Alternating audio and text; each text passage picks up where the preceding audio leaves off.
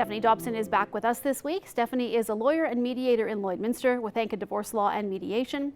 And Stephanie, today we are talking about something that can get very complicated, and that's the scenario involving step families. So we're going to go through some tips today. And Stephanie, I'd like you to start off with the first tip, which is basically in a relationship like this involving step families, take your time. Tell me about that and the reason why. Well, it will take time to build your relationship between a parent and their new partner who may eventually become a step parent to the children. If you feel ready to introduce the children to your new partner, it's really important to go slowly. In fact, you'll want to wait until you've been dating for quite some time before introducing the children.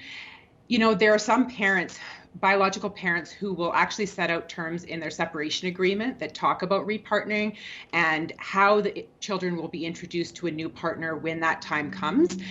The bond between the children and the new partner, the biological parent and the new partner may be quite solid by the time you're planning to introduce the children, but the bond between that new partner and now the children will definitely take time to develop. So, introducing the kids slowly, picking up on the kids' cues and giving them time to adapt is really key. Now, tip number 2, Stephanie, is to communicate openly in the relationship. So why is that important? Well, step family relationships are hard. So if you thought that the biological family or the family of origin was a hard one, a hard relationship, it is even harder when you start to integrate step parents, step children, step siblings into the relationships. So even before any of these kind of introductions happen between new partner and the children, it's really important for the adults in the relationship to be discussing things very openly, like, how they run a household, or their ideas on parenting and how they parent, so that they can see if these kind of things are a match.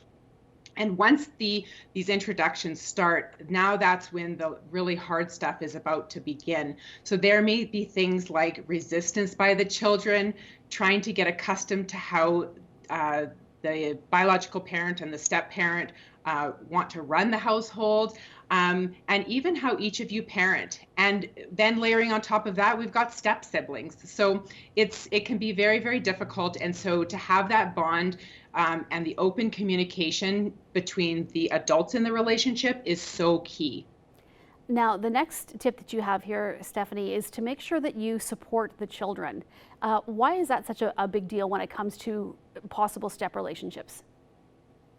So there's 2 ways that I want to highlight here that you can support the children: support them in their own relationships, and then to support them in their transitions.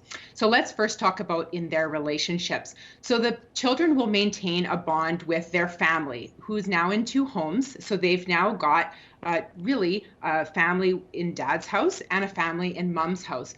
And it's really important to allow the children to freely and openly talk about the other home. So if it's dad and step mom's home, that the children are able to really openly talk about biological mom's home when they're at dad's house, and to do so in a way that the step parent's reaction is quite positive. You never want to have any negative speak by the step parent about the other biological parent.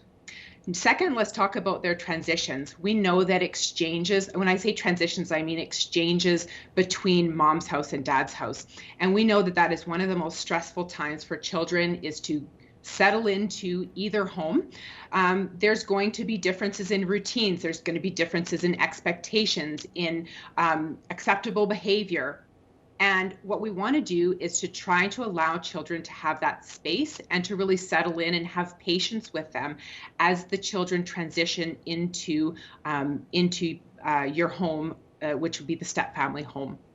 Now, this next one is a tough one, Stephanie. It's basically saying defer any discipline to the biological parent, and that has to create obviously some trouble, or could create some problems in a relationship. But why is this something that you need to be concentrating on? I have to say there are lots of different opinions out there about the role that a step parent would play with respect to disciplining their stepchildren. And a lot of it will depend on the stage of the relationship, how, when have the kids been introduced to this new partner? Has this new partner moved in? Is it an established relationship? Have they been living together for a very long time? So of course, as the relationship develops, that step parent will play a bigger role over time in the discipline of the children. But at first, especially, it's really important to allow the primary discipline be done by the biological parent. Having said that, just one extra little point, Stacey, having said that, it is important that, of course, there are going to be times where the step parent is alone with the children when the biological parent is absent. And so it is important as well to make sure that there's some boundaries, knowing that the step parent is able to discipline when they're in charge necessarily, but when you can defer, it's better to defer to that biological parent. All right, Stephanie, well, thank you so much. Insightful as always, and we will be back to chat with you again next week. Thanks.